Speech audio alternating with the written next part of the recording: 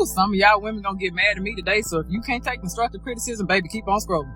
Many of you women are not really what you think you're cracked up to be. Like, some of y'all are really not great people to be in relationships with. Y'all know I work with couples every single day, and I'm gonna go ahead and make the list of everything that I have to work through. First things first, quit coming into relationships trying to make a man secure your insecurities. That's your job. If you lack confidence, if you have low self-esteem, if there's still trauma that you're operating in, if you're self-critical, if you're judgmental when it comes to yourself, if you blame yourself, if you're still operating in guilt and trauma and everything else, baby, that's for you to handle, not him.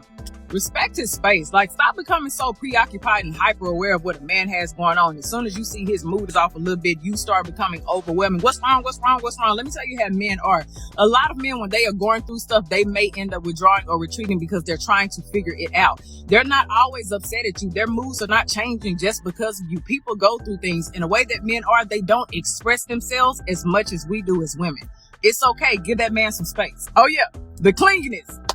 Clinginess is cute to an extent, baby, but once you become codependent and you're always getting jealous whenever this person goes out, and you become anxious whenever they're not around you, you start blowing up their phones so they gonna hang out with their friends, that is problematic and you're gonna push them away. As much as many of you all don't want to believe it, it's absolutely okay for a man to admire another woman. As long as it is a quick look, boom, and he's not staring and he doesn't have a wandering eye and he's not impulsive and he's not a cheater. If he's all of those, baby, why are you with him in the first place? You're ignoring the red flags. You're settling.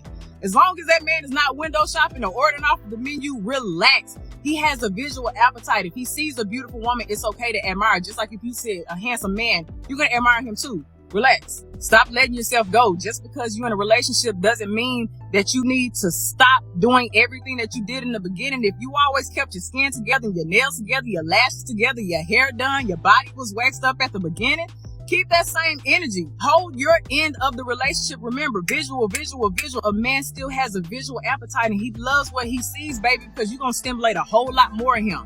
Don't let yourself go because you secured the relationship. As much as you want to believe it, you're not always right. As much as you want to always be in control, you have to let some things go, baby. You cannot love a man the way you want to love him. If you study him, if you pay attention, if you actually listen, I guarantee you, he would tell you how to love him. You cannot limit the way you love him to a love language. That's why I hate the conversation of love language. You can ask a man, what's your favorite love language? And he can say, oh, acts of service. And you think that's all you have to do to love him? No, baby, you got to study a man. Stop nagging him all the time. Miss Perfect. Okay, quit always expressing your dissatisfactions. If you see he's putting in efforts in other places, please uplift those efforts. Acknowledge him. Show that you appreciate that. If it's something like a pet peeve, baby, compromise. I know a lot of women have a hard time compromising. Baby, you got to find a middle ground. Sometimes it's just not worth you bringing up a dissatisfaction. A lot of you all just be nagging. You're pushing that man away. It's okay. He's not always going to fit your idea. He's not always going to satisfy you in every area. Baby, I promise you, every trait that you may have on your beautiful checkoff list, he may not measure up to every single one of them. That's why you have to be selective. Stop nagging all the time. You can't read minds and you can't predict the future. So stop trying to interpret things and stop trying to jump to conclusions. Baby, it's not healthy. It's a distorted way of thinking and it will kill your relationship. Being independent is okay, but why do you have to be so independent that you're unreceptive? Men love to be needed. If you're so independent that you won't even allow him to help, what is he there for? Stop involving everybody in your relationship. I don't care if it's friends or family. They have no place to be in your relationship. So stop involving them. Their opinions do not matter. Their advice does not matter. They are not the person that you were sleeping with. Relax. You think you're doing something when you're comparing your man to everybody else. You're comparing your man to your best friend's husband, yada, yada, yada. And now he's pretending to be something that he's not. That's very uncomfortable for a man.